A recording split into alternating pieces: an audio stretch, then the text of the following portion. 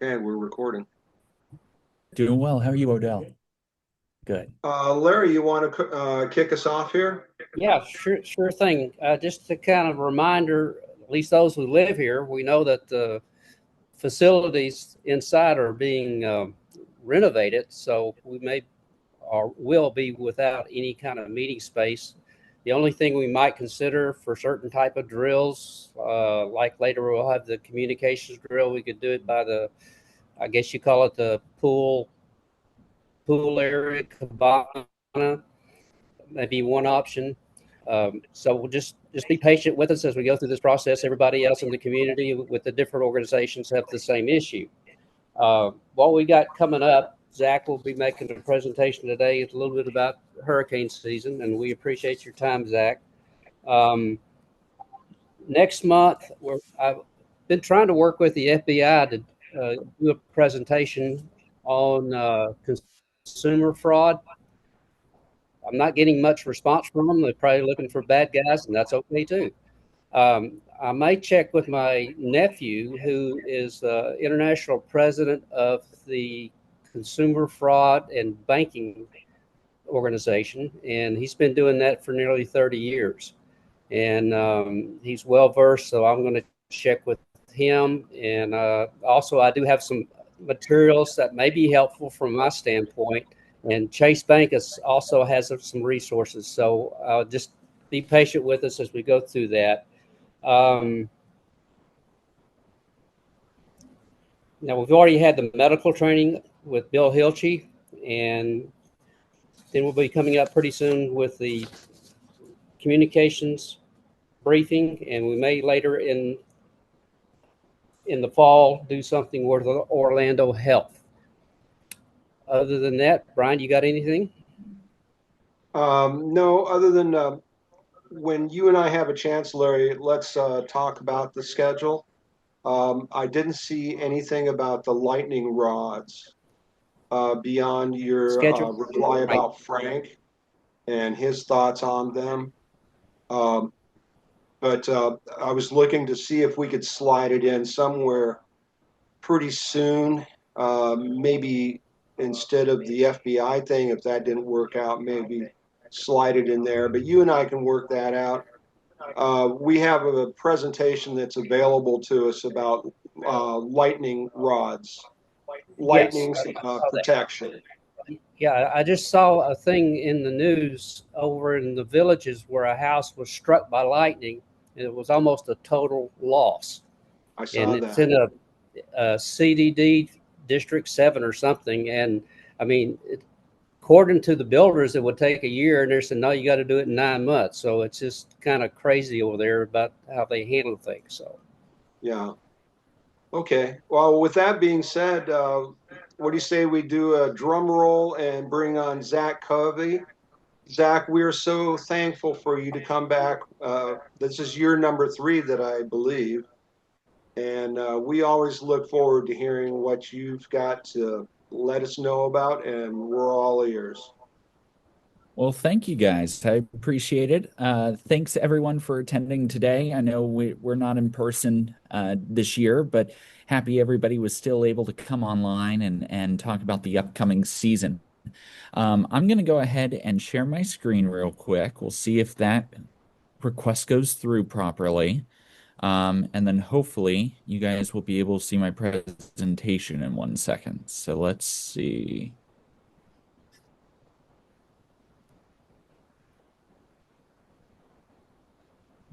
There we go. Perfect. Okay. So let's go to, we'll share that. Oh, maybe, potentially. Let's see. Share. Open system settings to grant access. Okay. Give me 1 second, guys. Do, do, do, do, do. I think we should be good. Yeah, and I did give it the okay from from the host perspective to go ahead and allow it, Perfect. Zach, so it should work. I think I had, yep, that's what it was. It was an issue on my end. Okay, perfect. We should be good now. So there we go. You guys should see the presentation. Yes. Perfect. Okay. So, for those of you who are first timers to my presentation, hi, my name is Zach. I'm a meteorologist and hurricane specialist, focusing on tropical systems and hurricanes and where they go, how they strengthen over time. I work for Spectrum News 13 here in Orlando. So thank you so much for attending today. And I really appreciate you guys joining me. I have been in the TV industry now for 9 years, going on 9 years. Over those course of the past 9 years, I've covered 18 landfalling tropical systems. That includes Hurricanes Florence in South Carolina, Hurricanes Dorian down in South Florida, Ian, Idalia, Milton, obviously Helene last year as well. So 18 tropical systems in total. I got my meteorology degree at Florida State University. I'm also dual certified, meaning on top of my degree, I also have certifications from the American Meteorological Society and the National Weather Association. In fact, every single member of our team has those certifications as well, making us the only dual certified team in the nation. No other weather team in the nation has dual certified meteorologists on the entirety of the weather team. So really cool that we work here at a news organization with that much experience. So before we go into what the season has, we want to talk about your knowledge of hurricanes and what you already know. And I always love to show this graphic off the bat. This is something that I developed a long time ago, and I found that this has a lot of good information on it for the general public when it comes to talking about hurricanes, especially in the past several years.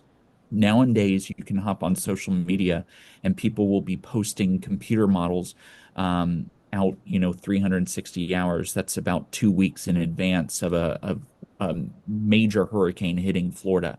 And this kind of breaks down the recognition phase of how we forecast hurricanes over the course of a week, week and a half, 2 weeks in advance. When you're 7 to 10 days out, the only thing you can do is look at the pattern.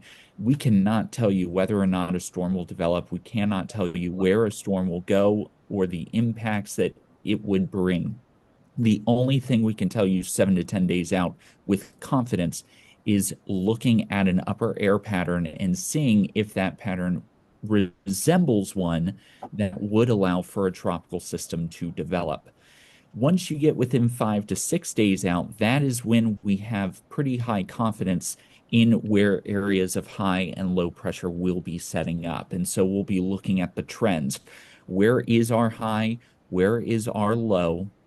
How are those features moving over the past couple of days? Are they stronger? Are they weaker than the past couple of days? Have they shifted east? Have they shifted west? But we're more than likely in the zone in that 5 to 6 day period where we can identify where highs and lows will be. And remember, lows are going to be hurricanes, tropical storms, tropical depressions. They're always an area of low pressure. Once you move within 3 to 4 days out, that's when we can really start to hone in on the timing and the impacts of a system.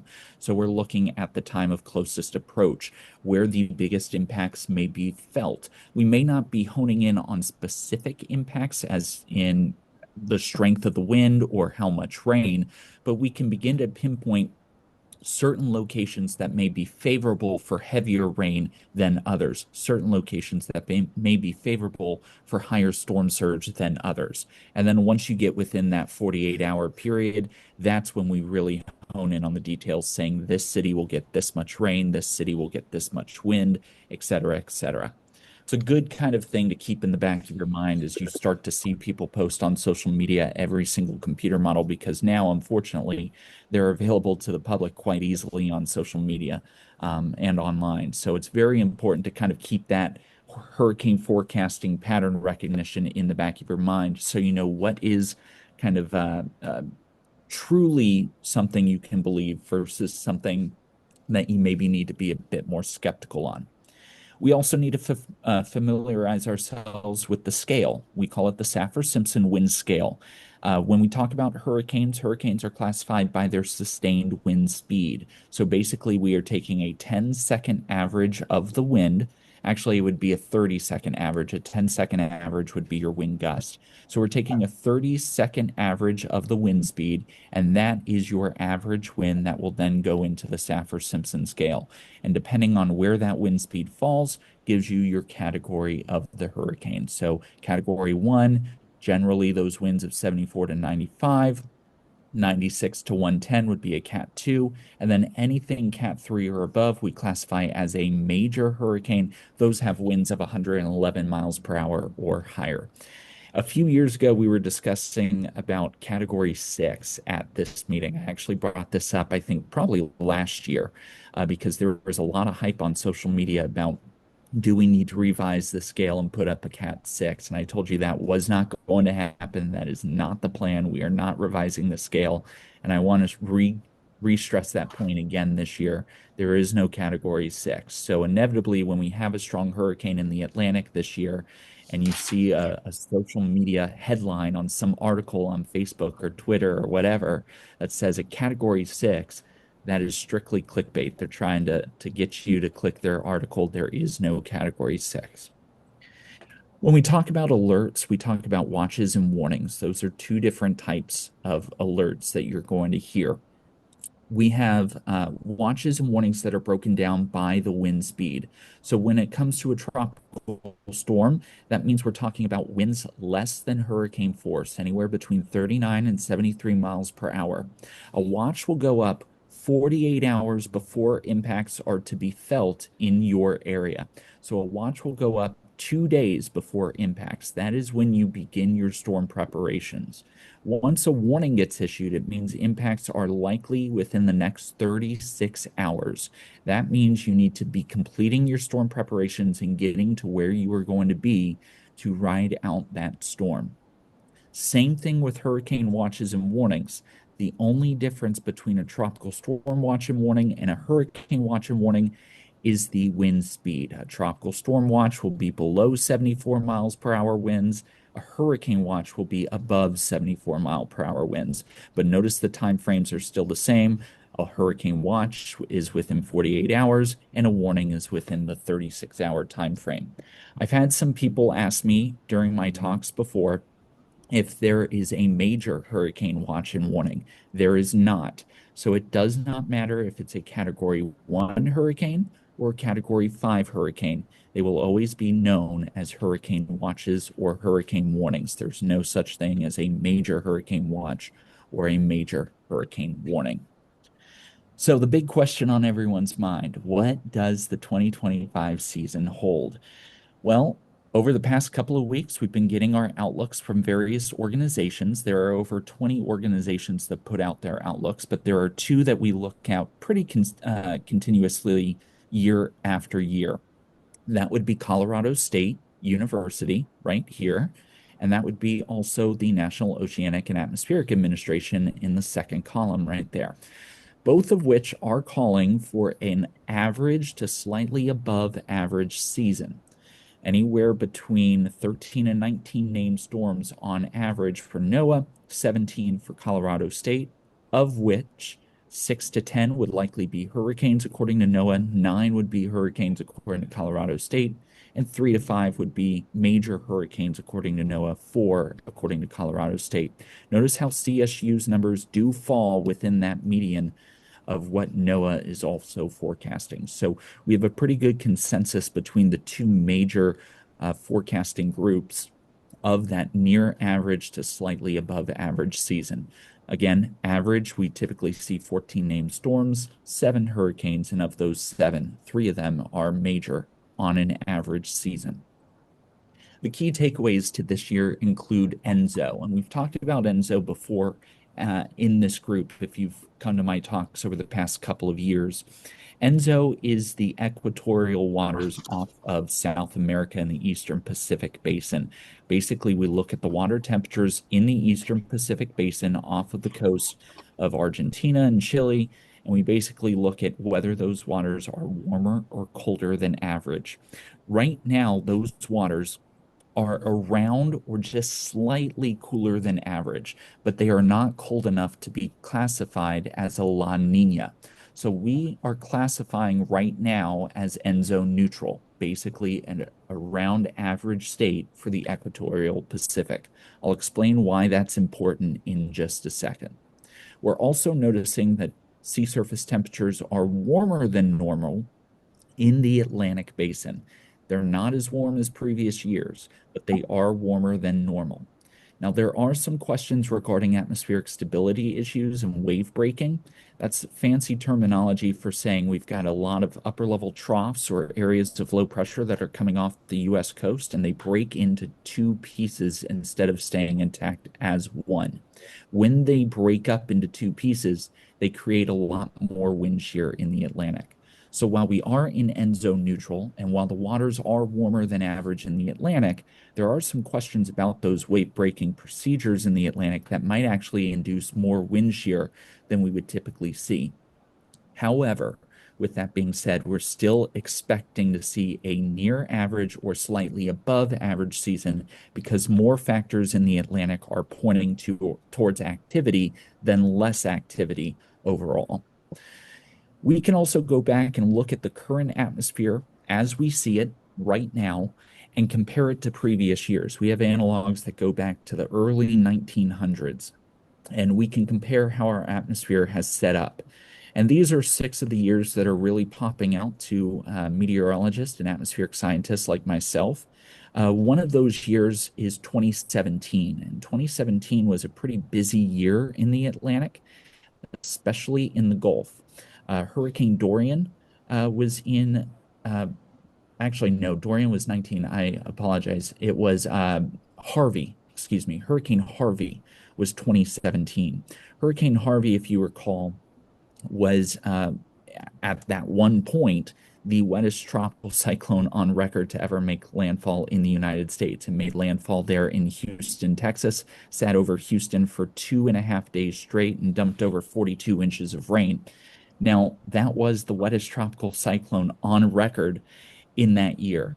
It has since been overtaken by 2 other cyclones in the past several years. But again, anytime you see 2017 pop up as a similar analog year, it's always something that you're going to kind of put your mind up and say, okay, I need to pay attention to this hurricane season. Now, we were talking about ENSO.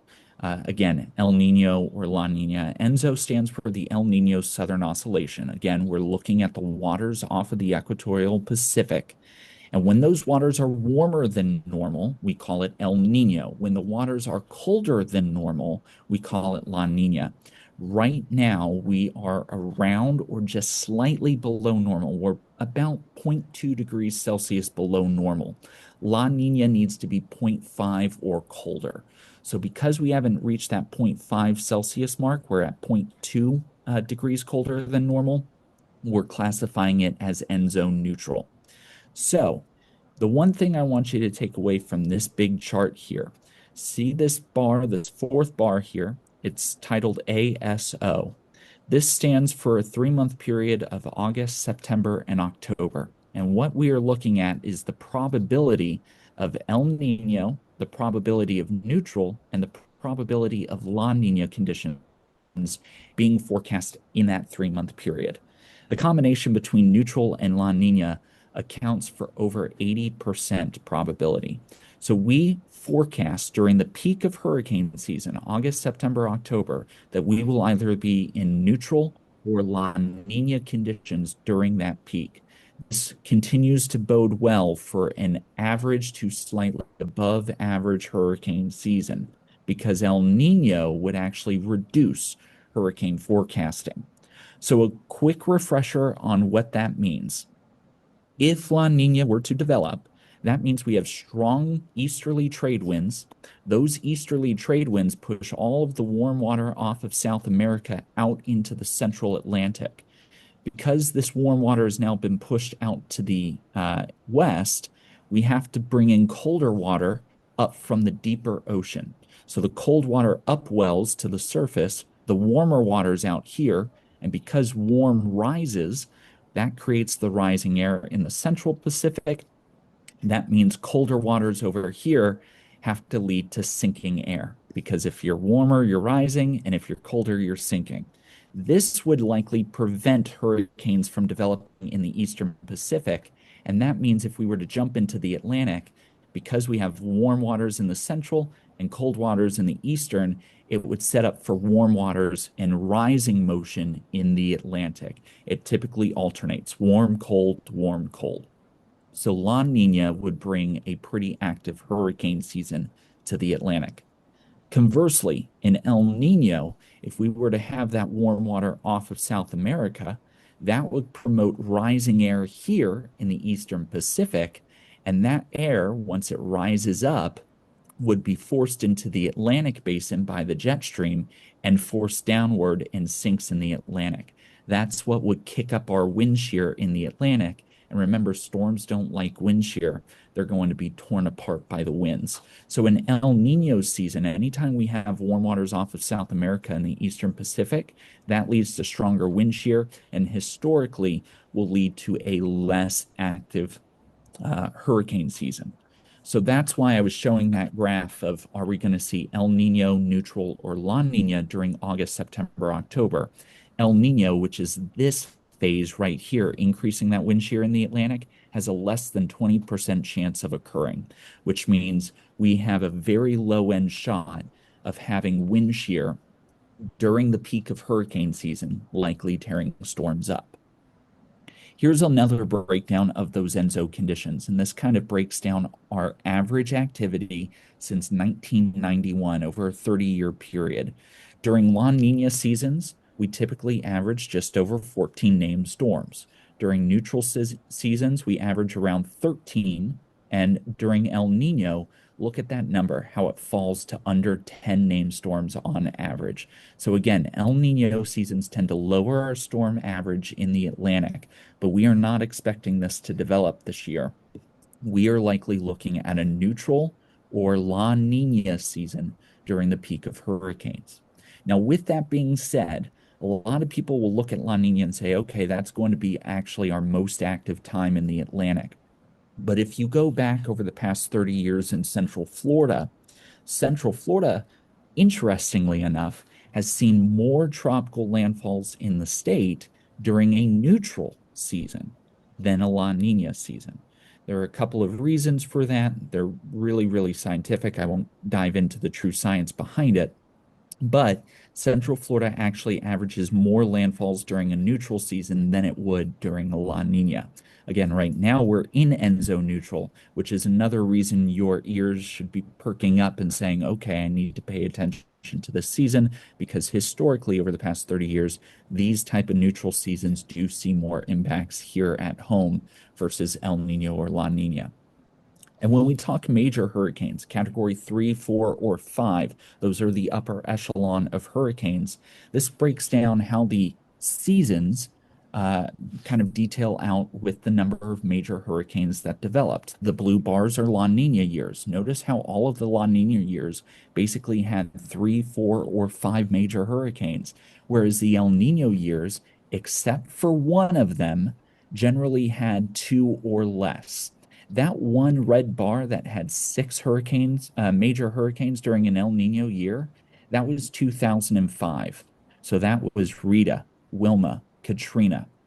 So that was a very abnormal season. This is considered an outlier and is not considered something that we really run into during El Nino. You can see the averages at the top. During El Nino seasons, we average 1 to 1.5 major hurricanes a season, whereas La Nina, we average up to 4 major hurricanes every year. Again, that data stretches from 1980 to 2019. That's our average period. So let's talk about the water temperatures right now. It is very, very warm. I did not throw any numbers on here, but the general consensus is this orange color right here would be supportive of tropical development. So we are already seeing waters warm enough for tropical development in the subtropics, in the central Atlantic. We historically don't see this type of warmth until about mid-August in this part of the Atlantic basin. So it is unusual to see this warmth that far north. I told you the Atlantic is warmer than average, but it is not as warm as previous years. This shows the sea surface temperature compared to average of the entire Atlantic basin right now, where we look for tropical development. The black line is our current sea surface temperature. The orange line indicates the sea surface temperature compared to last year. Notice how the sea surface temperature last year was warmer than the sea surface temperature now on average across the Atlantic basin. So again, we're still above the red line, which are average temperature. We're still above the range, which indicates your 25 and 75 percentile. So we're above the 75 percentile, but we are not as warm as 2024, nor as warm as 2023 or 2020. Those are the only 3 years that were warmer than where we are at this current point in time in the month of June. And if we were to put those water temperatures and subtract the averages, this is just the anomaly. Where are we warmer or colder than average? That gray color indicates that you are right where you should be this time of the year. Anything blue indicates waters that are colder than average. Anything red indicates waters that are warmer than where they should be this time of the year. And again, look at that central part of the Atlantic. We call this the subtropics. This indicates some big time warmth that we typically do not see around this time of the year in the central Atlantic. So again, very, very warm waters there. We also have a warm eddy coming into the Eastern Gulf right now. Something we will also need to continue to monitor as the season goes on, not only for hurricanes, but also for coral bleaching. That has become a big issue in the state of Florida, especially across the Eastern Gulf waters. This is our tropical fuel map. This is basically looking at how warm the waters are, but also how deep those warm waters go. Remember, as a hurricane moves over the Atlantic waters, it feeds off of the warmth. So the depth of that warmth is important because if you have a huge amount of depth of warm water, that warm water at the top of the ocean that gets kind of used up as atmospheric fuel for hurricanes will then be replaced by whatever's below it. So if you have a really deep column of warm water, you're setting up for a pretty active hurricane season because you're able to reload that warmth to the top of the ocean fairly quickly. We don't typically see this map to be super highlighted around this time of the year, still kind of early on in the season, but notice the Caribbean Sea, a big area of not only hot waters, but very deep hot waters. So we will be needing to watch the Caribbean Sea very closely over the next few months, especially early on with any of those early spin-ups. Here are the names of the 2025 hurricane season: Andrea, Barry, Chantal, Dexter, etc., etc. If you have joined my talks before, you know I always pick one storm every year that I say keep an eye out for. There's no science to it, no reasoning to it. I just pick a name and I say that's the name I think we need to watch out for. This year, I'm going with Imelda. So again, no science to it, no reasoning behind it, but I'm going Imelda is probably going to be the storm that we need to watch. Who knows if I'll be right, but that's what I'm picking this year. Unfortunately, I wish this number were lower, but we do have, unfortunately, 100% of the seasonal activity still remaining. So we still have a full season going on. Brian, I see you raised your hand. Did you have a question? Yeah, so do you guys like do a pool to see if your name picking is correct there, Zach, or how does that work? We don't, unfortunately, we don't do a pool. I think if any of us did that here at work, we would easily be trying to pick no names.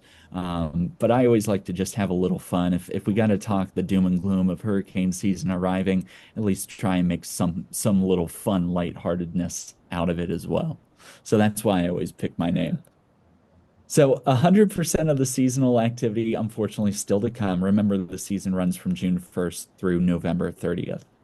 So now that we're in June, where are we looking at this time of the year? Well, this time of the year, we're looking close to home, right? During the months of June, we're looking for those homegrown storms, we call them, off of the southeast coast and throughout the Gulf.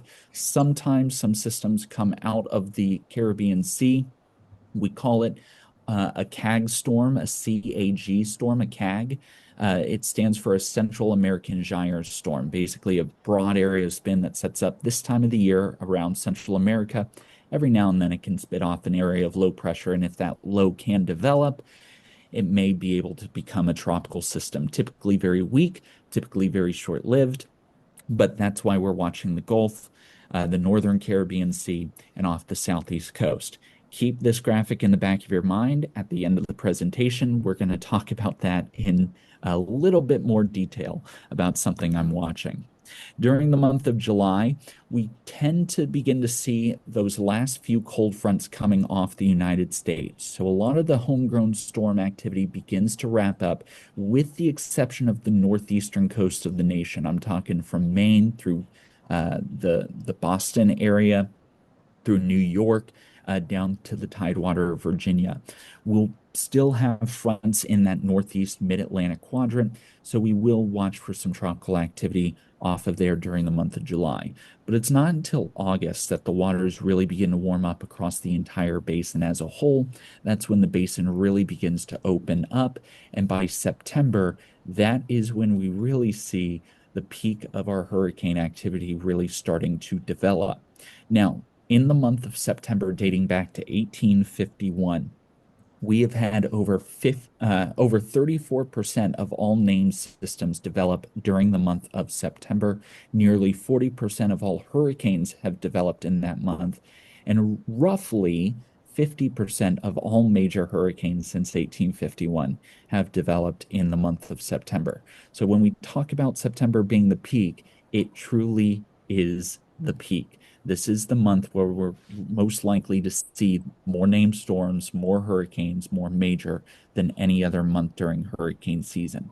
Now, in October, it's still quite warm out there. We'll begin to see some of that warmth petering off of the Canary Current there near Africa, as well as off the Cabo Verdes, but we're still very warm close to home. What you notice on this map, notice this orange color coming out of the Caribbean Sea and kind of lifting almost northeastward, curling northeast. This is what we call a track of a Caribbean cruiser. Caribbean cruiser season sets up in October. Typically, we'll have a large area of high pressure starting to develop in the central Atlantic by this time of the year. This is helping us transition into our winter season. And by October, we typically begin to see our first little bit of snowfall in the northern sections of the United States. Very limited snow, but still snowfall nonetheless. And that snow comes in with cold fronts. So we'll begin to get cold fronts coming out of southern Canada into the northern US. You get a large ridge of high pressure setting up in the central Atlantic. And those two steering features tend to steer systems out of the Caribbean Sea, which is still very warm this time of the year, and they get steered northeastward by a departing front off the United States coast and the clockwise flow from the central Atlantic high. So Caribbean cruiser season sets up in October, and for that reason, Florida sees more landfalling tropical systems in October than in September. So even though the peak of hurricane season is in September, for the state of Florida, just because of how the atmosphere sets up in the month of October, October actually is our busiest month. So even though we're going to be past the peak of hurricane season by that time, even though you're going to hear various news organizations and newspapers and web articles that say we're past hurricane season's peak, October is a month you cannot let your guard down, because during the month of October, we actually see more landfalling systems in the state than any other month. Now, by November, that's when we consistently are getting our cold fronts off the United States coast. We're getting deeper penetrations of cold from Canada, so they're beginning to reach Florida. They're also starting to cool off the waters. As that cold air comes out of Canada with those fronts swing offshore. Any systems that do develop tend to go right out to sea. They don't tend to come close to the United States due to the fronts.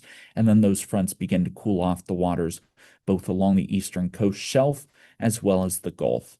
So we begin to wrap up our activity in the month of November. When is the peak? The peak is considered a period of time between August 20th and October 10th. During that period, we get over half of our named storms in a season on average, roughly 60% of our hurricanes, and roughly 3/4 of our major hurricanes. So the peak of the season, August 20th through October 10th. The actual peak date would be September 10th. And during the month of October, that is our peak here in Florida for the most landfalling tropical systems. So that's why we classify August through October as the peak season here for the Atlantic hurricane season. So then the big question is, how do I prepare, right? You've told me all this doom and gloom. How can I prepare? Well, the first thing is something you can do today. You can create a written plan. You can talk about how you would begin to prepare your home, your property, your family, your friends for this upcoming season. Write it down. Take photo documentation of any valuables. That is really, really helpful should you need to make an insurance claim after a potential storm. Having photographic evidence of what you're trying to make a claim on, it makes it a whole lot easier for you and the insurance agency and makes your claim process a little easier as well. And remember to keep those most important documents together, right? So birth certificates, marriage licenses, any sort of really important documentation, put them all together. One of the best ways you can do that is to put it in a plastic Ziploc baggie. And if you're worried about flooding or, those documents getting wet during the storm, you can put them in a safe. If you don't have a safe, I always recommend putting it on the top shelf of your dishwasher. Don't turn the dishwasher on, but the dishwasher is all about keeping water in. So it's works the same way. It's also going to keep whatever's outside of that dishwasher out. So if you're concerned about your home flooding in a storm, you put it on the top shelf of the dishwasher, it's going to help to prevent that water from getting inside and keeping those documents dry. And remember, whatever plan you develop, whether you write it down on a piece of paper or write it on your phone or your computer, make sure you're sharing that plan with your friends and your family. Make sure they know what your plan is, both before, during, and after the storm. And plan ahead. There's no reason to plan 24 hours before a storm hits. Start planning ahead of time. And when we're talking about planning ahead of time, consider creating your hurricane supplies, right? Your big supply chest. Here's the thing. I'm not telling you to go outside today and run to Walmart or Winn-Dixie or Publix and grab all of this, necessities for your supply checklist. But what I am telling you is every time you go to Walmart, Publix, Winn-Dixie, grab one or two of those items each and every time. By doing that, you're spreading out the period of time that it takes you to build up your kit. So you're not throwing down a whole lot of money to build up your kit at once. And also, you're helping to avoid the pain of standing in line when a storm does threaten. We all know when a storm comes, the stores go out of water and food very quickly. There are long lines. By doing it ahead of time, little by little, over the next several weeks and next couple of months, you can build up that kit by avoiding the lines and without throwing down huge wads of money all at once. You can just kind of spread it out over a period of time. There's our hurricane checklist, our supply checklist that I recommend. It's also on our website with a lot of good information as to what you should have in your kit as well. And know your evacuation zones. Now, for Lake County, there's some good news. You're not in an evacuation zone. An evacuation zone is only for our coastal communities. But with that being said, if you have friends or family that live either on the Atlantic coast or the Gulf Coast, they could be in an evacuation zone. So it's very, very important that they know whether or not they live in a zone, and if they do, which zone they live in. Because when we talk about mandatory or voluntary evacuations, we're going to call out zones A, zones B, zones C, et cetera, et cetera. It's really important to know that zone. Again, we don't have that in Lake County. It is only for the coast. And the reason it's for the coast, the reason those zones exist is because of storm surge. It is the #1 deadliest weather killer in a landfalling tropical system. Storm surge is the surge of water on normally dry ground. So basically, the winds of the hurricane are so intense, so fierce, they're pushing extra water on top of the expected tides. So where you would expect to be dry during a high tide cycle, you actually have 3, 4, 5 feet of water. That's why those evacuation zones are for the coastline, because we're forecasting where that surge may end up falling on that normally dry ground. Now, when storm surge becomes a threat, we will issue alerts, storm surge watches, and warnings. They're the same concept as those hurricane and tropical storm watches and warnings I was talking about earlier. It's just talking about the life-threatening coastal flooding and when it begins. Again, watches within 48 hours, warnings within the next 36. Those are evacuation zones for East Central Florida. Again, they exist along the Gulf Coast as well. So if you have a friend or family in Hillsborough County, in Pasco County, Pinellas County, Citrus County, they also have their zones. But again, for us, it's along the coast of Brevard, Volusia, Flagler.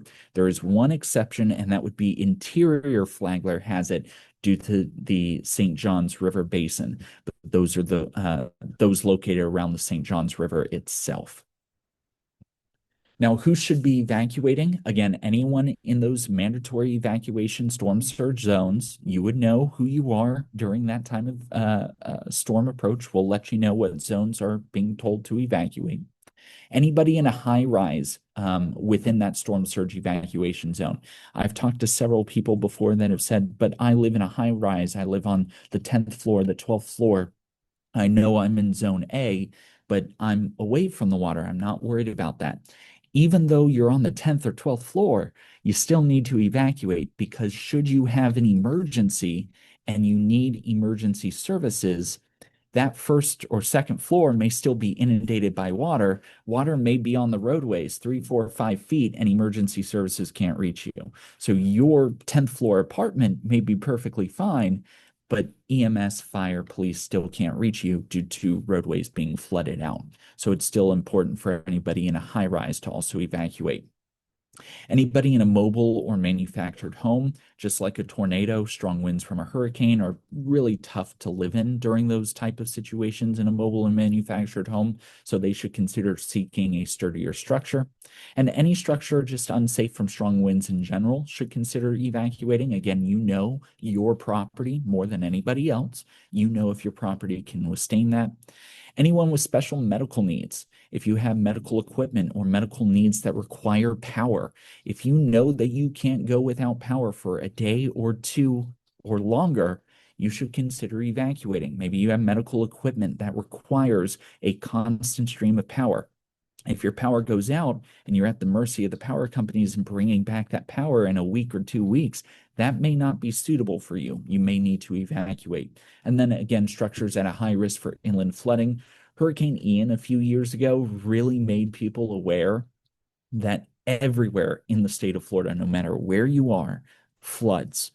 Again, our sandy soils can handle pretty decent heavy rain rates for the first 2 hours. After the first 2 hours, that sandy soil can only typically handle around half an inch an hour. So it can handle about 2 inches an hour for the first 2 hours, and then it drops off to about half an inch an hour after that. So again, inland flooding has become a concern for everybody. And if you're in a low-lying, poor drainage area, that could be a reason to evacuate. So know how to properly place sandbags when we talk flooding. Sandbag locations will open. We'll broadcast them on Spectrum News. You can get it on the website, on the app, from county government websites as well. When you pick up those sandbags, they're free, but just know how to properly place them around your property as well to limit flooding towards your property.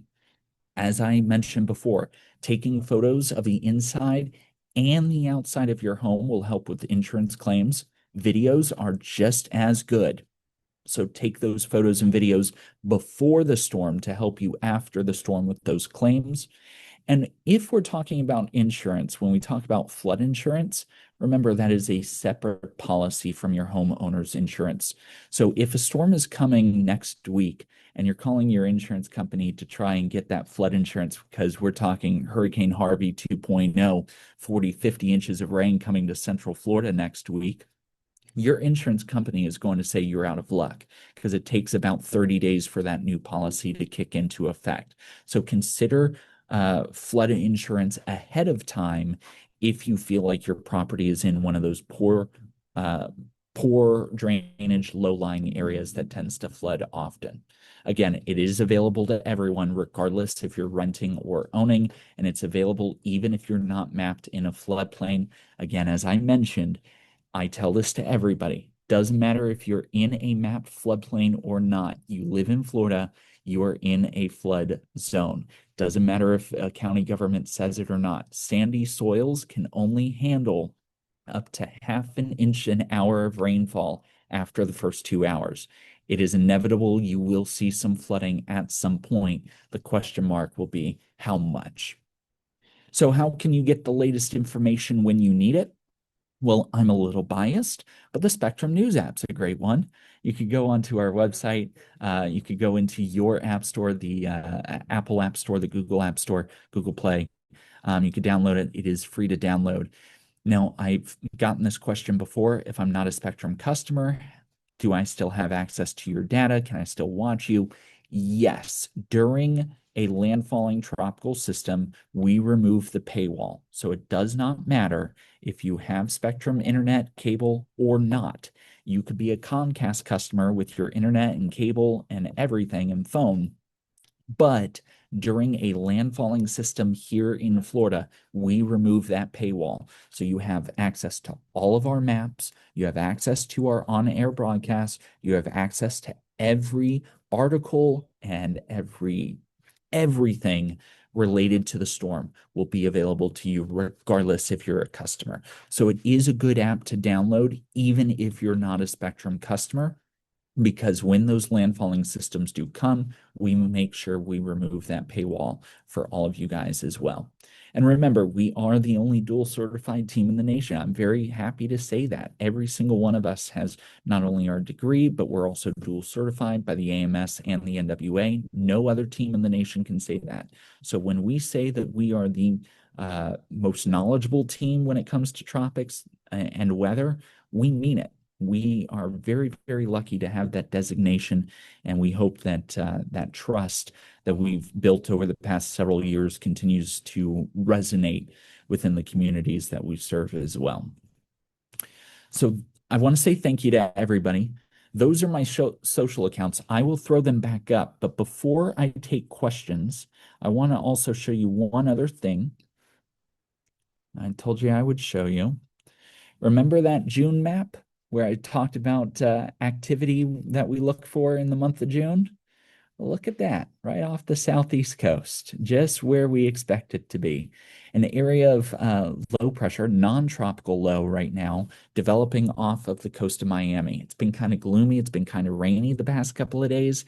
That rain's actually going to tick up tomorrow as the low passes on by. But by Thursday into Friday, it should begin to set up off of the coastline of North Florida. It only has a 10% chance of development, and there are several reasons for that, including upper air winds. We've got a big stream of strong winds coming across Florida right now.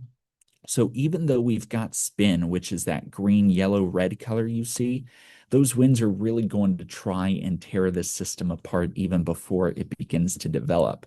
Now you can notice the European model, that's the one we're looking at here, does try and develop a little area of low pressure. But look at what it does. It pushes it over South Carolina. It does not keep it over the waters. If that low moves inland, it is not going to develop because it's not over the open warm waters of the Gulf Stream.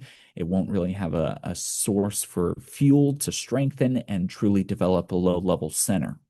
That right now is the going consensus with most models. Now, there are a few models, like the American model, that tries to spit this low back out off of Hatteras after taking it into the Carolinas. This is the American. There's our spin. Really hasn't consolidated, and it pushes it all the way into South and North Carolina before the jet stream pushes it back off the coast of Hatteras. At that point, the American tries to develop a little area spin before it gets absorbed moving north, but it's very, very minor in the development chances. The European kind of does the same, but it kind of gets drawn out and torn apart. So even though there's an area to watch off the coast, this is not something that I'm really concerned about. I think at this point in time, we're really trending towards the system being shoved into the Carolinas before it can ever develop. Even if it did develop, it would only bring heavy rain to the region. There is no need for concern, I should say, about this system. And elsewhere in the Atlantic, we're nice and quiet. So there's absolutely no reason to be concerned about anything in the Caribbean or in the Gulf or anywhere else in the Atlantic basin. We are nice and quiet. So again, I want to say thank you to everybody for joining me today. I'm going to put up my social. Oh, well, I think I did the wrong one. Yep, I did. So I'll throw up my social accounts at the very, very end, so you guys can get those again if you want. But I really appreciate the attendance today, and I'll take any questions you guys have.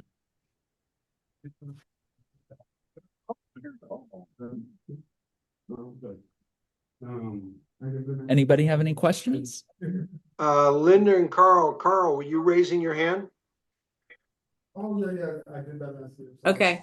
Yes, They are. the speed of some of these storms coming across landfall, some of them start out at one speed and they end up at another speed. How often does that happen where it gets, where you're maybe planning 2 or 3 days out, it's going to hit landfall, and then all of a sudden it speeds up, and you're kind of caught between a rock and a hard place. You're planning on 3 days, and then all of a sudden you wind up with 2 days. What's your take on that? Yeah, that definitely has been something we've noticed over the past couple of years, is the fluctuation of the wind speeds over storm motions. One of the reasons storm motions change so frequently is actually due to the lack of upper air observations we have. So we have ways that we can figure out how fast the wind speeds are, 20, 40, 60,000 feet above our heads, but they're very sparsely put across the nation. So remember, if we're talking about a wave coming, let's say hypothetically to Florida out of the Caribbean Sea, our observations are going to be downstream. We're looking for how those winds are downstream, or upstream, I should say, before they reach us. So we'd be looking at how those winds are evolving over Mexico, over Texas, because those are the winds that would eventually steer how our system would evolve over time in 2, 3, 4 days. Unfortunately, in those areas, very, very sparse. We probably have 3 or 4 weather balloon sites in total across northern Mexico and southern Texas. If we had upped those upper air observation sites to maybe 10 or 15, we would have more data points to throw into the models, which would then in turn give us a better representation of the forward speed of those storms down the line. So it's kind of a catch-22. We've got a lot of good data on the storm from the hurricane hunters and from buoys and from all that, but we may not have the best upper air data upstream to tell us how those storms will actually move and evolve in 2, 3, 4 days' time. So one of the things that we really need to do is, and this is unfortunately not something we can do on a day-to-day basis, it's a longer-term thing, but it's NOAA asking for budgetary approval from Congress to increase the network of upper air observations. If we're decreasing that network, it's going to cause more issues downstream for these type of storms and forecasting the long-term track and speeds. Mm-hmm. Thank you. Of course. Zach, I have a question. Yes, sir. I heard on the news today that is that the NOAA has been approved to go ahead and hire about 150 meteorologists to help get us through the hurricane season? So they've been approved to hire 125. And while that sounds good, we are still down by, I believe it's 550. Roughly 700 were let go earlier this year across NOAA. And now they're allowing to hire 125. So we are bringing on board more. However, in the net scheme of things, between the reductions and the additions, we're down by about 500 across the entire board. In Florida, in South Florida alone, I've got to do the digging in Central Florida. But in South Florida alone, National Weather Service offices are down over 35% of their employees.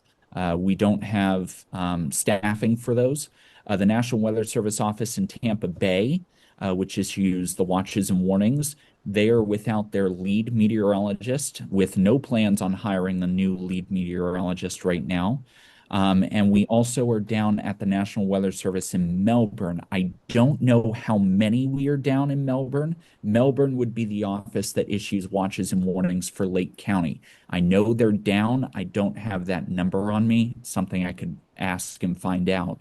But across the state in general, most, if not all, of the NOAA offices in the state of Florida are understaffed right now. And how does that Zach, affect you? That would affect us in getting more timely alerts out to everybody, because unfortunately, our alerts come from NOAA and the Weather Service and the Hurricane Center. So if they are understaffed and in a high weather event like a hurricane, or let's say even a severe storm complex, right, a line of severe storms and tornadoes, actually, yeah, let's go to last year, for example. Milton. Yeah, Milton wow. produced over 150 tornado warnings in the state of Florida. 3 of those were EF3 confirmed tornadoes. We hardly ever get EF3 tornadoes in the state of Florida. For NOAA being understaffed, they're the ones that issued the tornado warnings. We disseminate that information, but they are the ones that issue them.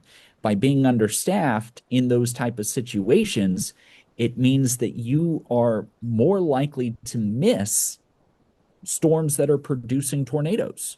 And if you're missing those storms, I'm not disseminating that information to you guys. I'm focusing on the storms that are being warned on. We've already had that issue this year in, was it Kansas? I want to say it was Kansas. I don't think it was Oklahoma, but there was a storm that was produced an EF2 tornado, and it was missed by an NWS office due to understaffing. And unfortunately, that tornado hit a community, caused a couple of deaths, and it was not warned because that office was understaffed by these budget cuts. So we're seeing that impact elsewhere in the nation. It'll be interesting to see how that plays out here with this upcoming hurricane season, with many of our offices being understaffed.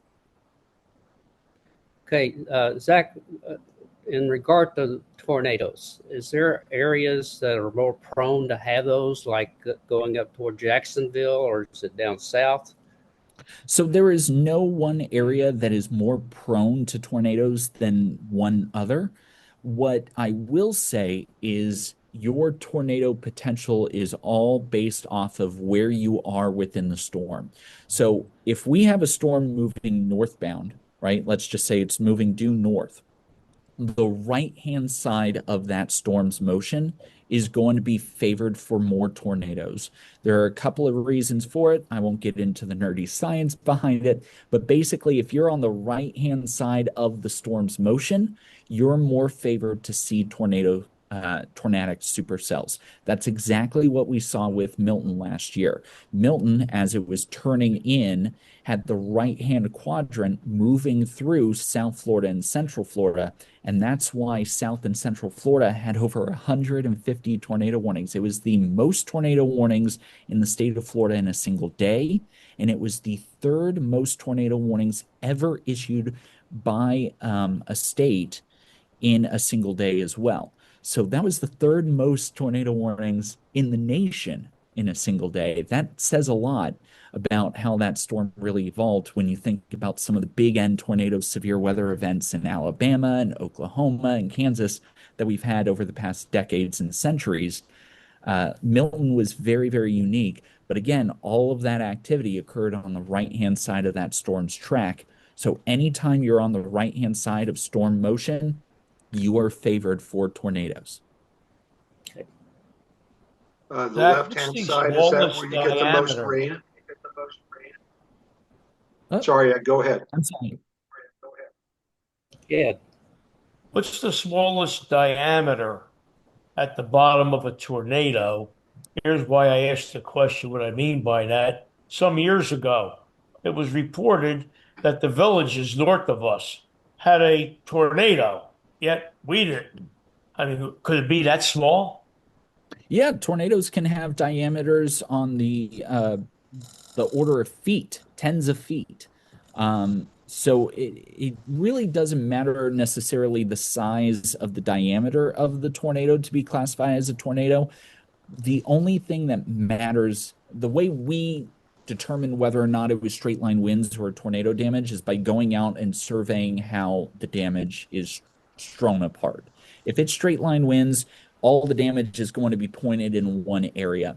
If it's a tornado, you're going to have a tree lying this way and a tree lying this way and a tree lying this way. And we can tell that there was some sort of a circulation that went by. That's not straight line winds, that's a tornado. But the diameter of the central part of that storm, the vortex, can be on the order of, I've seen on the order of 5 feet before. Wow. So they can be very, very, very small. Typically, those smaller ones only last for a magnum of order of maybe 10, 15 seconds total. But again, tornado's still a tornado. Thank you. Zach, you were talking about how in the right front quadrant is enhanced tornado. On the front left quadrant, is that the heavy rain zone of a hurricane? Yes. Yes. So that would be heavy rain. Really, heavy rain will be found in 3 of the 4 zones. Typically, the weakest zone will be the back left quadrant. So if a storm is moving north and you divide it into 4 quadrants, that would be the bottom left side. That is the side where we typically are fighting something we call the Coriolis force. Coriolis force is just a force of the earth rotating on its own axis. The way a hurricane moves in the northern hemisphere and the way the winds would move around on that bottom axis, you're kind of counteracting that Coriolis force. And so you tend to have a weaker side of the storm there. But all 3 of the other quadrants historically will have very, very heavy rain at that point. The top half will have some of the heaviest of the rain. The bottom half would have some of the lightest of the rain. The right-hand side would have the tornado and storm surge threat, and the left-hand side tends to be a little weaker than the right. Gotcha. Anybody else? Well, Larry, why don't you unmute there and say goodbye to us? There you are. Goodbye. No, thank you so much, Zach, for coming in and really informing us. And we'll have this information also to share with other people in our community. So really appreciate your time and effort. Yes, thank you, Zach. Of course. Thank you, Zach. I'm always very happy to come on and talk to all of you guys. Again, 3rd year here. So I look forward to year 4 next year. Hopefully the season's nice and quiet. Okay. Hopefully. All right. Thank you. Thank you very much. Thanks, guys. Are we done? Yep. Yeah, I'm going to go ahead and I'll end the meeting here, guys. Y'all take care. Thank you very much, everybody. Bye. Okay. All right, bye. Good luck. Bye.